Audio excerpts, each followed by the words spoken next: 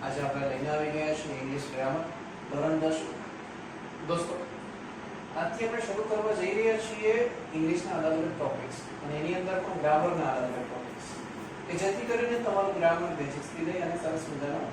સારું થઈ જાય દોસ્તો જ્યારે ગ્રામરની વાત આવે ત્યારે તમને લોકોને ઘણા બધા પ્રશ્નો થતા હોય છે એમાંના ઘણા એવા ટોપિક્સ કે જે તમને મૂંઝવતા હોય છે એમાં એક્ટિવ પેસિવ છે ડાયરેક્ટ ઇનડાયરેક્ટ છે તો ઘણા બધા લોકોને જે ટેન્સીસ છે એમાં પ્રશ્નો રહેતા હોય છે તો ચાલો દોસ્તો આજે આપણે એવા સરસ મજાના વિષયની વાત કરીએ કે જેની અંદર ટેન્સીસ પણ આવે છે એક્ટિવ પેસિવ પણ આવે છે અને ડાયરેક્ટ ઇનડાયરેક્ટ પણ આવે છે તો દોસ્તો શરૂઆત કરીએ છીએ આપણે ટેન્સીસ તમને તમારામાંથી ઘણા બધા લોકોને આવડતા હશે પરંતુ એને યાદ કેવી રીતે રાખવા એનું એક સરળ એક્ઝામ્પલ ઉદાહરણ આપણે જોઈએ તો સૌથી પહેલા જ્યારે ગ્રામરની શરૂઆત કરીએ છીએ તો ટેન્સીસ શીખી રહ્યા છીએ ટેન્સીસ ને આપણે શું કહીશું કાળ એટલે કે સમય બરાબર અલગ અલગ સમય પ્રમાણે આપણે અલગ અલગ વાક્યો બોલતા હોઈએ છીએ દોસ્તો આપણે ટેન્સીસ વિશે આપણને બધી જ ખબર છે આપણે લોકો બોલીએ છીએ રૂટીનમાં જે અત્યારે ગુજરાતી શબ્દો જે બોલીએ છીએ ગુજરાતી વાક્યો બોલીએ છીએ એમાં આપણે બહુ પારંગત છીએ પરંતુ જ્યારે અંગ્રેજીની વાત આવે છે ઇંગ્લિશ ગ્રામરની અંદર બોલવાની વાત આવે છે તો ત્યારે તમને પ્રશ્નો થતા હોય છે કારણ કે આપણે ટ્રાન્સલેશન બરોબર કરી શકતા નથી અધરવાઇઝ કરી શકીએ છીએ તો ક્યાંક ને ક્યાંક આપણને એક છે ને કોન્ફિડન્સ નથી હોતો કે ભાઈ હું આમાં પરફેક્ટ છું કે અધરવાઇઝ મારી એમાં ભૂલ હશે તો સેન્ટેન્સની રેડી તો ઈ ભય છે એ ડર છે આપણેથી દૂર કાઢવાનો છે તો જોઈએ ટેન્સીસની શરૂઆત થાય છે સાદા વર્તમાન કાળની સૌથી પહેલા આપણી સામે છે સાદો વર્તમાન કાળ તો સાદો વર્તમાન કાળ છે સાદા વર્તમાન કાળને ઇંગ્લિશમાં the simple present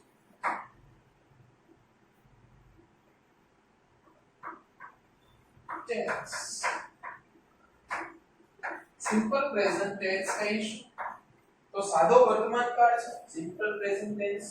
એટલે કે રોજિંદી જો પણ આપણે કોઈ પણ જાતની ક્રિયા કરતા હોય રોજબરોજની ક્રિયા કરતા હોય કે હું દરરોજ નિશાળે જાઉં છું દરરોજ ક્લાસીસે જાઉં છું દરરોજ પ્લેગ્રાઉન્ડમાં રમવા જાઉં છું તો આ બધી જ ક્રિયાઓ જે છે જાઉં છું એવું આવે છે તો એ બધી જ ક્રિયાઓ સાદા વર્તમાન કાળમાં આવે છે દોસ્તો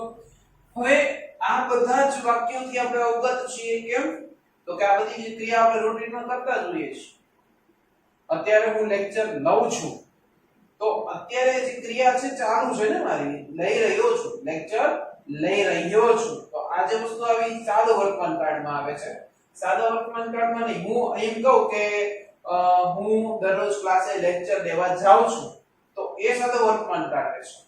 હવે આ સાદો વર્તમાન કાળ છે એને આપણે શીખવો છે એક નાનકડા ટેબલ થ્રુ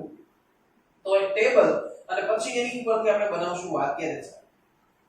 દોસ્તો માત્ર એક નાનકડું ટેબલ તમારે યાદ રાખવાનું છે એ પણ કેમ યાદ રાખવું એ પણ હું તમને શીખવાડી દઈશ અને ટેબલ પરથી સેન્ટેન્સ સ્ટ્રક્ચર બનાવવાનું છે વાક્ય રચના બનાવવાની છે એ પણ ઈઝી છે ચાલો એ પણ શીખીએ અને પછી ત્યાર પછી જેટલા પણ કાર્ડ છે એ ઈઝીલી તમે શીખી શકશો ટેબલ અને એની પરથી સેન્ટેન્સ સ્ટ્રક્ચર બનાવવાનું લેટ્સ સ્ટાર્ટ તો આપણું પહેલા ટેબલ છે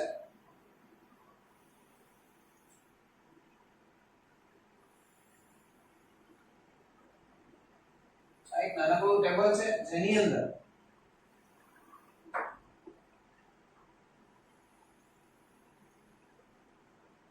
એક વચન અને બહુવચન આપણે જે શીખી ગયા છીએ આપણને આવડે છે એટલી વસ્તુ તો આ એક વચન બહુવચન ત્યારબાદ એની અંદર પુરુષો હોય છે પ્રથમ પુરુષ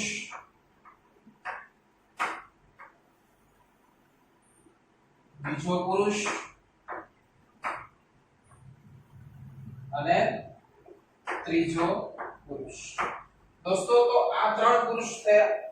એ ત્રણ પુરુષ આપણને ખબર જ છે બરોબર તો એક તેમ છતાં પણ હું તમને આ ત્રણેય વસ્તુનું થોડુંક જે છે એ ડિક્લેરેશન કરી દઉં શું છે પ્રથમ પુરુષ કોને કહેવાશે એકવચન એટલે શું એક વ્યક્તિ કે વસ્તુ માટે બોલાતા જે શબ્દો હોય બધા એકવચનમાં, બહુવચન એટલે બે વ્યક્તિ કે બે થી વધારે વ્યક્તિઓ માટે આપણે સંબોધન કરતા હોઈએ છીએ તો એ બધાને બહુવચન કહેવામાં આવે છે. ત્યાર પછી પ્રથમ પુરુષ. તો પ્રથમ પુરુષ કોને કહી શકાય? તો પ્રથમ પુરુષ એટલે કે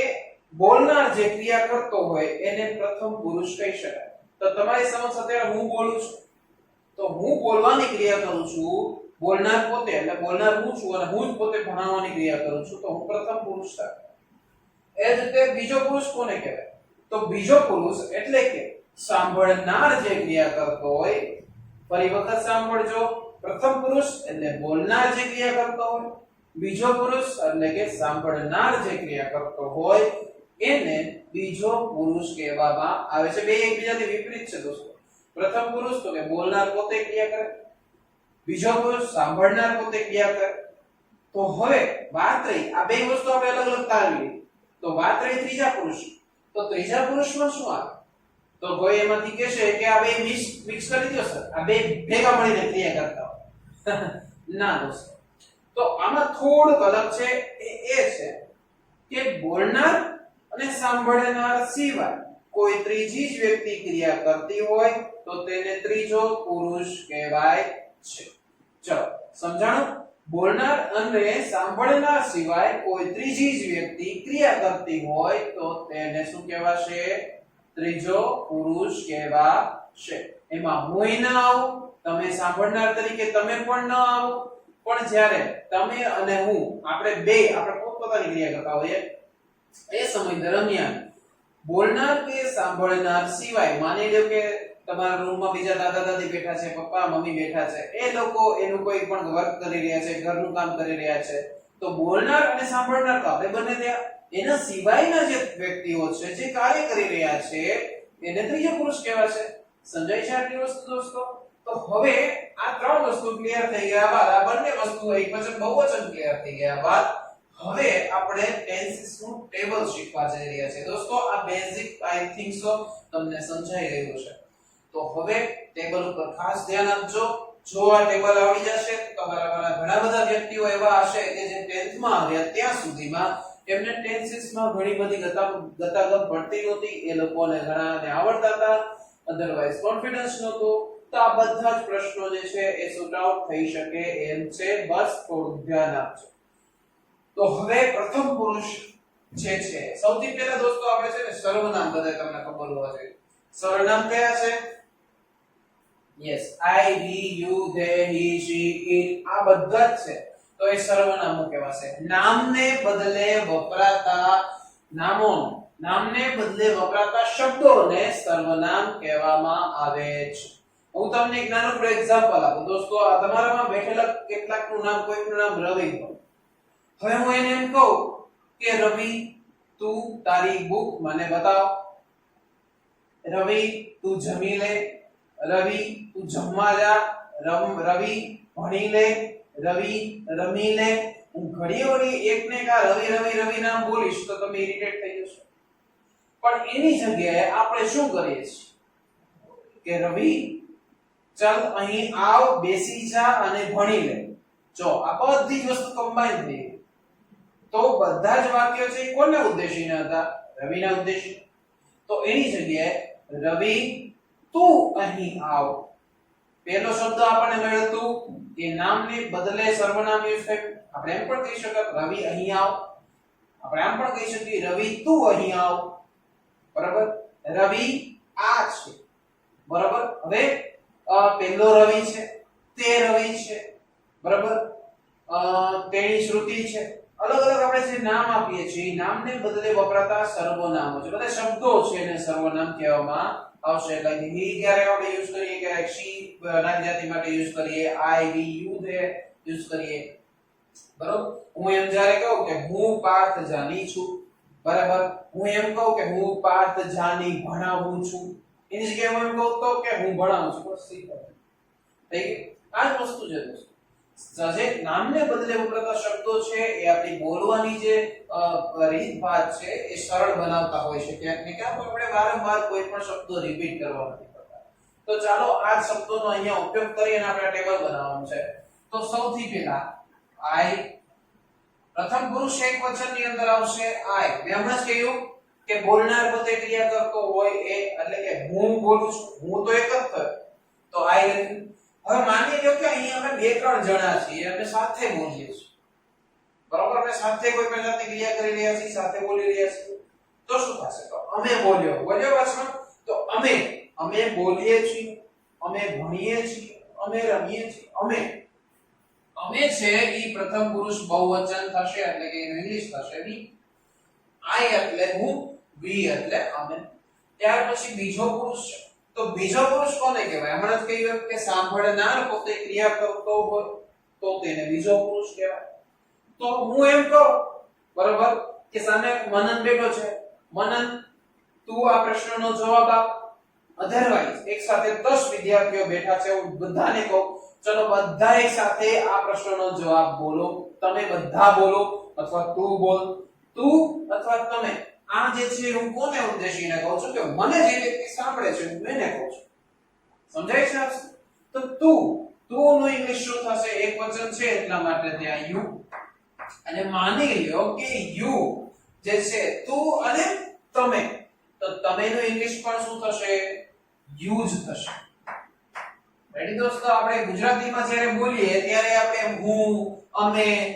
તું, તમે એમ બોલીએ છીએ, પરંતુ આ ઇંગ્લિશમાં એવું છે કે યુ કરો તો યુ એટલે તું પણ આવી ગયું અને યુ એટલે તમે પણ આવી ગયું. પરંતુ છે ને એનો મેક્સિમમ આપણને જ્યારે ખબર પડતી હોય છે કે જ્યારે સામે કોઈ એક જ વ્યક્તિ સાથે આપણે વાતચીત કરતા હોય તો ખબર પડે કે આ એક જ વ્યક્તિને કહે છે. અધરવાઇઝ આપણે એમ ઘણા બધા વ્યક્તિઓને આપણે જ્યારે ઉદ્દેશીને કહેતા હોય યુ ઓલ, આપણે એમ પણ વાત કરતા હોઈએ છીએ. હવે ત્યાર પછી ત્રીજો પુરુષની અંદર શું આવશે? મેં હમણાં જ કહ્યું કે બોલનાર અને સાંભળનાર સિવાય કોઈ ત્રીજી વ્યક્તિ ક્રિયા કરતી હોય તો બોલનાર એટલે કે હું હતો, સાંભળનાર એટલે તમે હતા, અને બોલનાર અને સાંભળનાર સિવાય કોઈ ત્રીજી વ્યક્તિ એટલે આપણે મમ્મી, પપ્પા, દાદા, દાદી કોઈ પણ હોઈ શકે. તો મમ્મી હોય તો એના માટે શી આવશે, પપ્પા છે તો એના માટે હી આવશે, અધરવાઇઝ કોઈ કૂતરો છે તો એના માટે આપણે ઈટ આવશે. ટેબલ ખુરશી હશે, આપણે એની વાત કરતા હોય કે ભાઈ પેલું ટેબલ મને અહીંયા, તો આપણે ટેબલની વાત કરતા હોઈશું, ખુરશીની વાત કરતા હોઈશું, કોઈ પણ નાની જાતિ અથવા કોઈ નિર્જીવ વસ્તુની વાતચીત કરતા હશું તો ત્યાં ઈટ આવશે. એટલે હી, શી અને ઈટ આ ત્રણ વસ્તુ એકવચનમાં આવશે ત્રીજા પુરુષ. ઇઝ ઇટ ક્લિયર દોસ્તો? છગડીયો કામ શું કામ કર્યો એ હમણાં તમને કહીશું. હવે આની સાથે સાથે માની લો કે આપણે છે ને દાદા દાદી કે મમ્મી પપ્પાનો આપણે વાત કરીએ છીએ તો અહીંયા એક જ વ્યક્તિ છે, પણ હું એમ કહું કે ભાઈ તારા મમ્મી પપ્પા અધરવાઇઝ તારું ફેમિલી ક્યાં ગયું? તો તમે શું કહેશો કે લગભગ કોઈ પ્રસંગમાં ગયા હોય, તમે 10th માં છો, વાંચતા હશો ઘરે, અધરવાઇઝ કોઈ કારણસર તમે ઘરે હશો, તો તમે એમ કહેશો એ બધા બહાર ગયા છે. એ બધા, તેઓ બધા એના અર્થમાં થશે. તેઓ બહાર ગયા છે તો તેઓ એને આપણે ઇંગ્લિશમાં શું કહીશું? they. they એટલે તેઓ. ઇઝ ઇટ ક્લિયર દોસ્તો? તો આ થઈ ગયા સર્વનામ. હવે આ સર્વનામોને યાદ રાખો, આ જ ટેબલને યાદ રાખો. બારે બાર કાળ જે છે એટલે કે સાદો વર્તમાન કાળ, સાદો ભૂતકાળ, સાદો ભવિષ્યકાળ, ચાલુ વર્તમાન કાળ, ચાલુ ભૂતકાળ, ચાલુ ભવિષ્યકાળ, પૂર્ણ વર્તમાન કાળ, પૂર્ણ ભૂતકાળ, પૂર્ણ ભવિષ્યકાળ, અને ચાલુ પૂર્ણ વર્તમાન કાળ, ચાલુ પૂર્ણ ભૂતકાળ અને ચાલુ પૂર્ણ ભવિષ્યકાળ. આ બધા જ કાળ જે છે એની અંદર આ જ ટેબલને અનુસરી શકાય, આ જ ટેબલનો ઉપયોગ કરી છે આ બધી વસ્તુ. ચેન્જીસ જે આવશે એ હવે જે હું તમને શીખવાડવા જઈ રહ્યો છું એમાં ચેન્જીસ આવશે. શું ચેન્જીસ આવશે? ચાલો જોઈએ. તો સાદો વર્તમાન કાળ છે દોસ્તો. સાદા વર્તમાન કાળમાં મેં શું કીધું કે હું શાળાએ જઉં છું, હું ભણાવું છું, હું રમું છું, હું જમું છું. તો આ બધી વસ્તુ ક્રિયા છે ને એ નોર્મલ છે. આપણે કોઈ પણ જાતનું એમાં છેડછાડ કરી નથી. જે રમી રહ્યો છું એમ બોલ્યો નથી, કે રમીશ એમ પણ કઈ બોલ્યો નથી. એઝ ઇટ ઇઝ સિમ્પલી બોલ્યો છું. સિમ્પલી એટલે તો સાદો વર્તમાન કાળ આવ્યો. તો એને જ્યારે આપણે વર્ણવવું હોય તો કેમ વર્ણવી શકાય એ જોઈએ. તો હવે માની લો કે જવાની ક્રિયા છે, જવાની ક્રિયા છે, બરાબર, એટલે કે ગો થશે. હવે એને મારે સાદા વર્તમાન કાળની અંદર આ ટેબલમાં ફિટ કરવું છે તો કેમ કરશું? તો સૌથી પહેલા દોસ્તો એક નિયમ આપણે અહીંયા યાદ રાખવો પડે કે સાદા વર્તમાન કાળની અંદર સાદા વર્તમાન કાળની અંદર આ નિયમ અહીંયા લખું છું એટલે તમને બધાને ખબર પડી જાય આઈ વી યુ અને ધે અને બહુવચન નામો આઈ વી યુ ધે અને બહુવચન નામોની જોડે ક્રિયાપદ આપણે સેટ કરવાના છે બધાની સાથે ક્રિયાપદનું મૂળ રૂપ જ આવે કેવું આવે મૂળ રૂપ અને ક્રિયાપદના ટોટલ 4 રૂપ છે આપણને ખબર હોવા જોઈએ બરાબર તો 4 રૂપમાં પહેલું છે v1 એટલે કે ક્રિયાપદનું મૂળ રૂપ v2 ક્રિયાપદનું ભૂતકાળનું રૂપ v3 ક્રિયાપદનું ભૂતકૃતનું રૂપ અને v4 ક્રિયાપદનું ing વાળું રૂપ આ 4 રૂપ છે ક્રિયાપદ એમાંનું આપણે પહેલા અહીંયા વાત કરી રહ્યા છીએ આ જ વસ્તુ સાદા વર્તમાન કાળમાં આવશે હવે વાત રહી આઈ વી યુ અને ધે ની આવી ગઈ તો હી શી રહી ગયું અને મેં એક વચનનો ઉલ્લેખ પણ કર્યો નથી તો એ પણ રહી ગયું તો એની સાથે શું ફેરફાર કરવાના જોઈએ તો હી શી ઈટ અને એક વચન નામોની સાથે ક્રિયાપદનું s કે es વાળું રૂપ આવશે બરાબર આ વસ્તુ યાદ રાખજો દોસ્તો સાદા વર્તમાન કાળની અંદર આવશે આ બીજે ક્યાંય નહીં આવે બરાબર તો he she it અને એકવચન નામોની સાથે ક્રિયાપદનું s કે es વાળું રૂપ લાગશે આ બે નિયમને અનુસરીને આ બે નિયમોને ધ્યાનમાં લઈને હવે તમે આની અંદર સેટ કરતા જાઓ દાખલા તરીકે આપણે ક્રિયાપદ હું ગો લઈ લો ગો એટલે જાઓ તો I છે એની સાથે ક્રિયાપદનું કેવું આવશે મૂળ રૂપ એટલે કે ગો છે એમ જ નેમ આવી જશે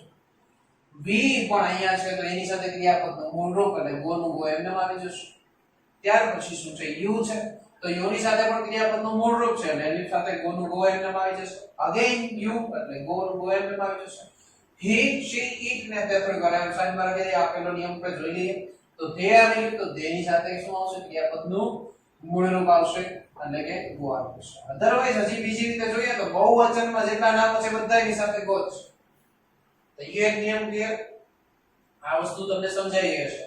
he she it ની સાથે શું આવશે s કે es વાળું રૂપ આવશે તો he she it એટલે ગો છે પણ અહીંયા આપણને ખબર કેમ પડે કે આને s લાગશે કે es લાગશે તો આ વસ્તુ માટે આપણે ક્લિયર કરી દઈએ ક્રિયાપદને અંતે ખાસ ધ્યાન રાખજો ક્રિયાપદને અંતે કોઈ પણ ક્રિયાપદ હોય એની અંતે s double s sh ch x o તો શું આવશે es આવશે બાકી શું લાગશે માત્ર s લાગશે બરાબર s double s sh ch x o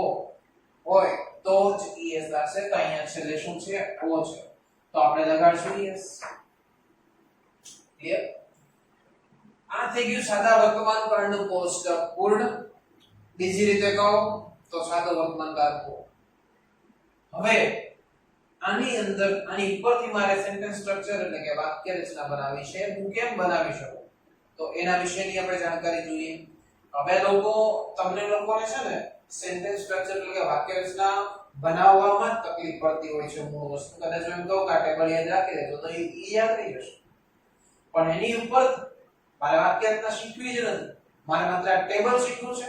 testing table અને ટેબલ ઉપરથી વાક્ય રચના મારી જાતે બનાવી લઈશ આટલો કોન્ફિડન્સ તમારી જાતે તમે કેવી લે તો તમને આવી જશે જોઈએ કેવી રીતે આપણે વાક્ય રચના બનાવી છે સૌથી પહેલા આપણે બનાવીએ હકાર વાક્ય રચના હકાર વાક્ય રચના મારે બનાવી છે હવે જોતા જઈએ એક પછી એક તો હું તમને એક સિમ્પલી બે વ્યાખ્યા જે છે એ આપી દઉં તમને તો એ સિમ્પલી બે વ્યાખ્યા મારે કરવી હોય તો એ કેવી રીતે કરી શકાય બે વ્યાખ્યા એક એવી કે જે કર્તાથી શરૂઆત થાય છે બરાબર અત્યારે આપણે કેવી જ વાક્ય રચના જોઈએ કે જે કર્તાથી શરૂઆત થાય છે બીજી બે વાક્ય રચના છે એનું પછી આપણે જોઈશું તો સૌથી પહેલા આને પણ આપણે થોડી વાર ભૂલી જઈએ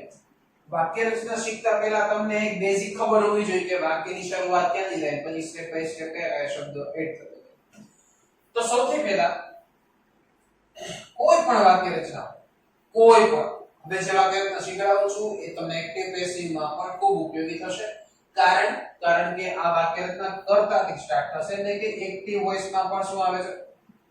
તમને ખબર જ હશે કે એક્ટિવ વોઇસ એટલે કે કર્તાથી વાક્યની શરૂઆત થતી રાઈટ તો અહીંયા પણ એ છે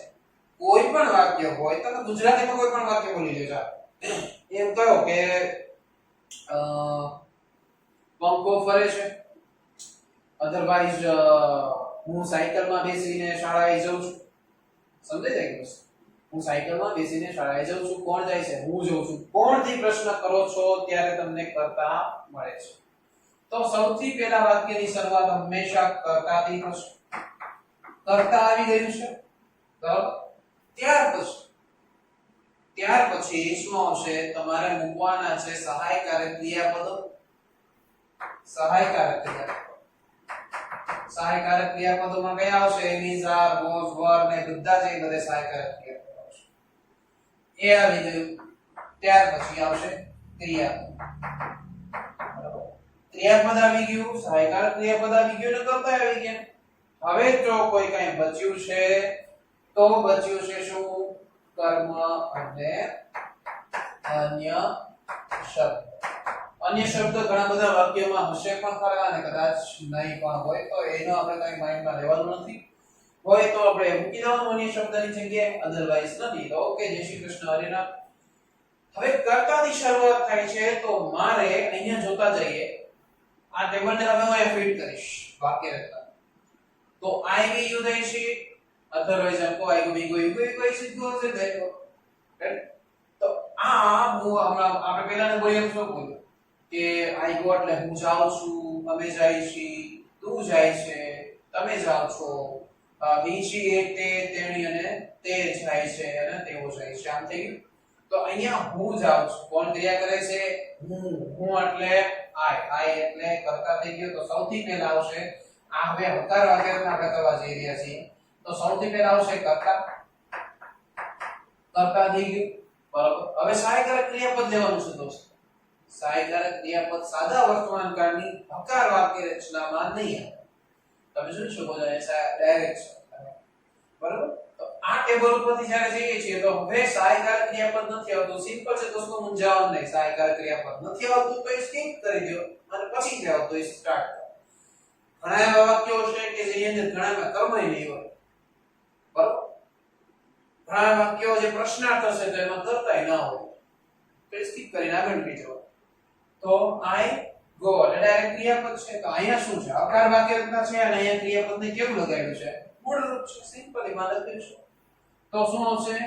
કર્તા પ્લસ v1 એટલે કે ક્રિયાપદનું મૂળ રૂપ છે તો અહીંયા લખ્યું છે એટલે જોઈ લેજો ત્યાર પછી કર્મ અને અન્ય શબ્દ આ થઈ ગઈ સાદા વર્તમાન કાળની હકાર વાક્ય રચના આઈ હોપ કે આમાં તમને વાંધો નહીં આવ્યો સિમ્પલ છે બહુ સરસ મજાની હવે મારે નકાર વાક્ય રચના કરવી છે તો નકાર વાક્ય રચના કરવા માટે મારે વાક્યમાં ન કાર લેવો પડે રાઈટ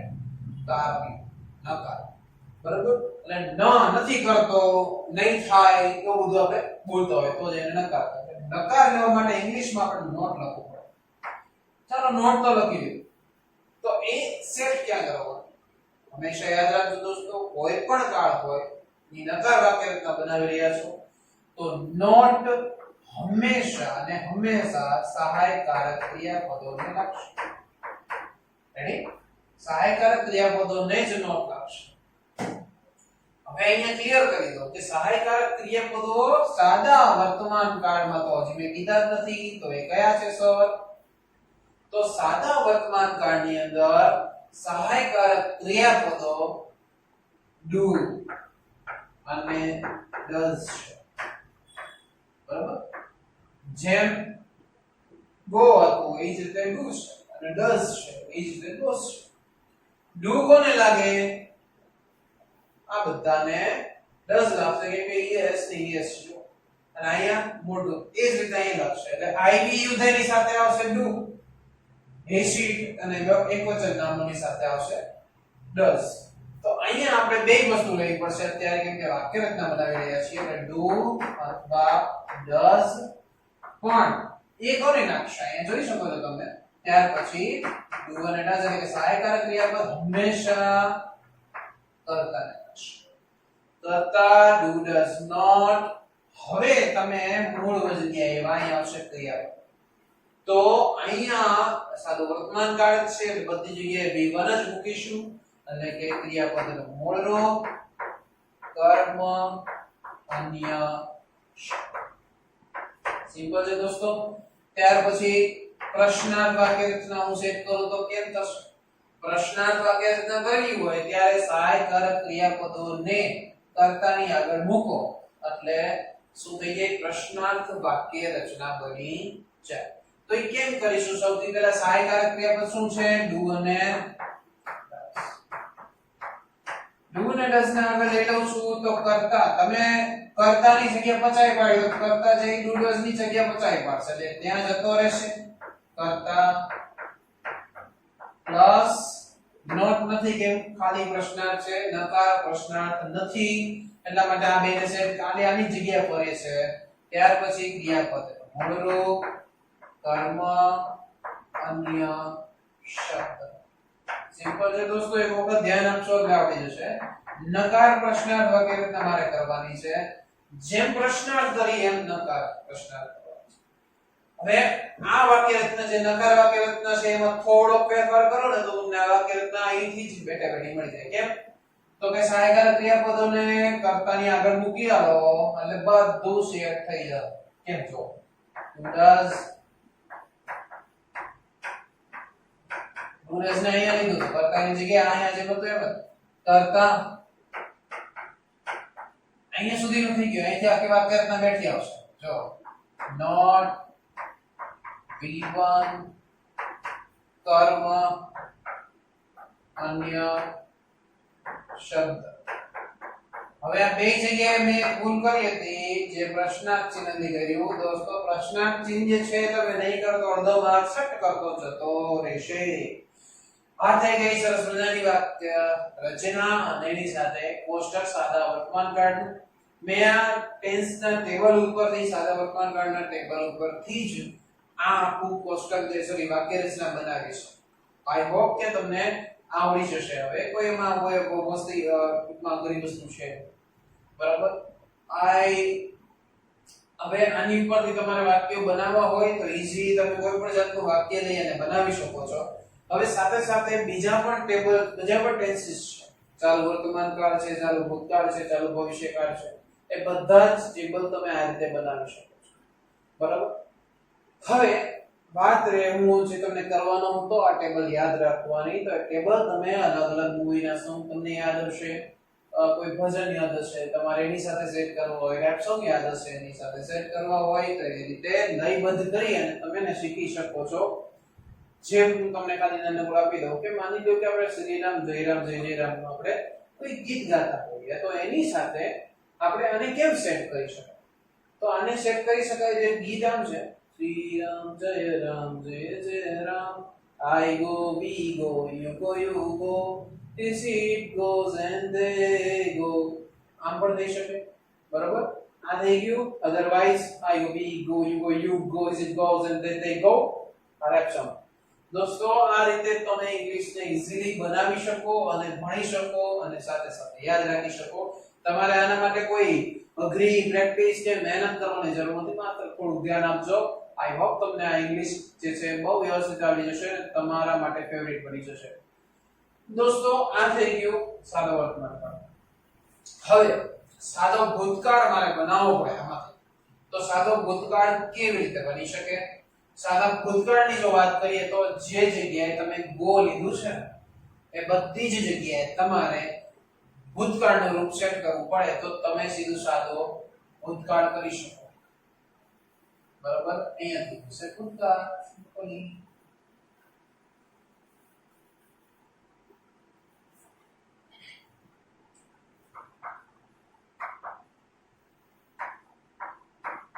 તો અહીંયા જે બી જગ્યાએ તમે ગો લીધું છે ભૂતકાળ કરવા માટે તમારે માત્ર એનું ભૂતકાળનું સ્વરૂપ મૂકી દેવાનું છે ભૂતકાળનું સ્વરૂપ છે માત્ર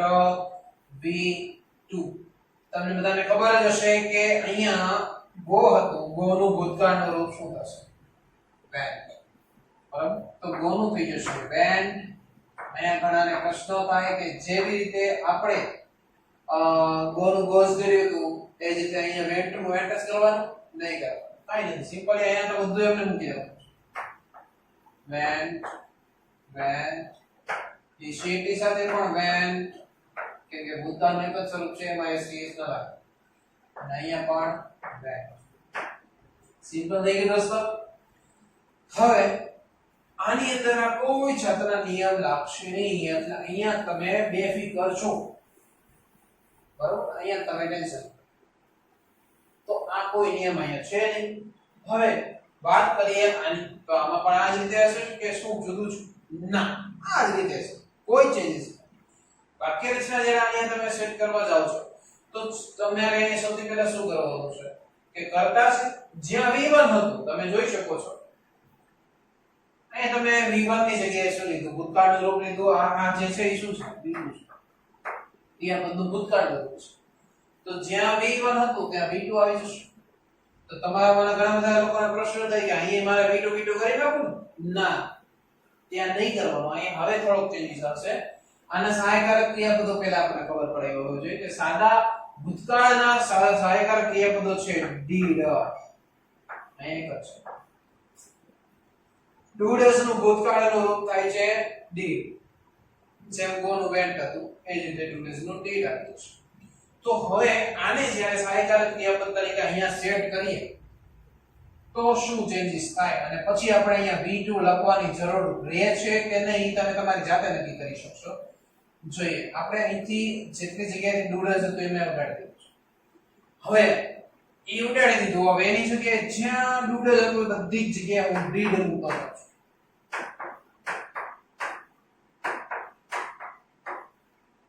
હવે અહીંયા મેં did મૂકી દીધું બધી જગ્યાએ રાઈટ તો ક્રિયાપદનું ભૂતકાળનું રૂપ થઈ ગયું એક તો આવી ગયું તો એક આપણે જે છે ભૂતકાળનું રૂપ તો સાબિત થઈ જ ગયું છે તો બીજી વખત આપણે ભૂતકાળનું રૂપ v2 મૂકવાની જરૂર રહેતી નથી એક વાક્યમાં બે ભૂત ભેગા ન થાય નહીં તો ખાલી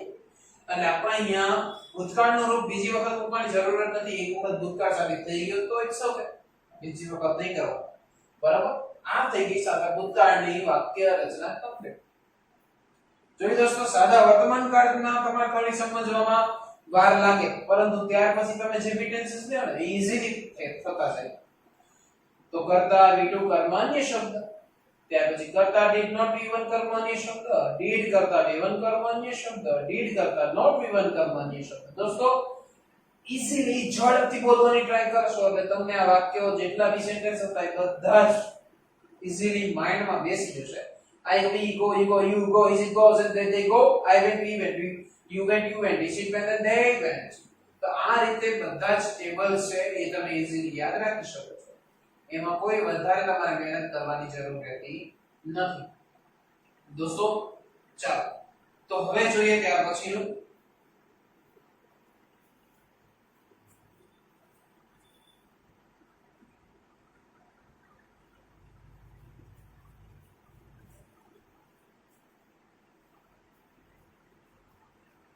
તો દોસ્તો હવે નેક્સ્ટ લેક્ચર ની અંદર આપણે બીજા ટેન્સીસ અને એક્ટિવ પેસિવ વિષયની વાત કરીશું ત્યાં સુધી તમારા near and dear sir Parth Jani રજા આપશો મળીએ છીએ નેક્સ્ટ લેક્ચર ની અંદર ત્યાં સુધીમાં આપણે આજે લેક્ચરમાં જેટલું પણ કર્યું છે એ તમામ વસ્તુ એક વખત રિપીટ કરી જશો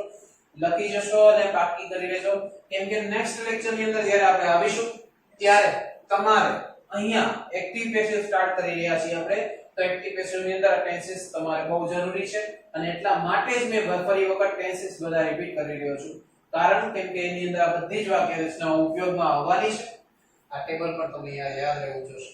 બધા સહાયકારક ક્રિયાપદો તમને યાદ હોવા જોશે તો જ એક્ટિવ પેસિવ આવડશે અધરવાઇઝ પછી બ્લેમ કરશો કે અમને એક્ટિવ પેસિવ નથી સમજાણા તો it is not my fault it is yours કેમ કે આપણી મહેનત ઓછી છે તો ઓબ્વિયસલી રિઝલ્ટ પણ ઓછું જવાનું છે તો દોસ્તો મહેનત વધારો એક્ટિવ પેસિવ એક વખત શીખી લો દોસ્તો 12th અને તમે ઇવન કોલેજમાં આવશો અધરવાઇઝ ક્યાંય નથી જતા તો બોલવામાં રૂટીનમાં સ્પોકન ઇંગ્લિશમાં તમને ઘણો યુઝ થશે તમે તમારી મેળે ઇંગ્લિશ બોલતા થઈ જશો મળીએ છીએ બીજા લેક્ચરની અંદર ત્યાં સુધી તમારા near dear sir Parth Jani રજા આપશો મળીએ છીએ જય હિન્દ જય ભારત મહાદેવ છે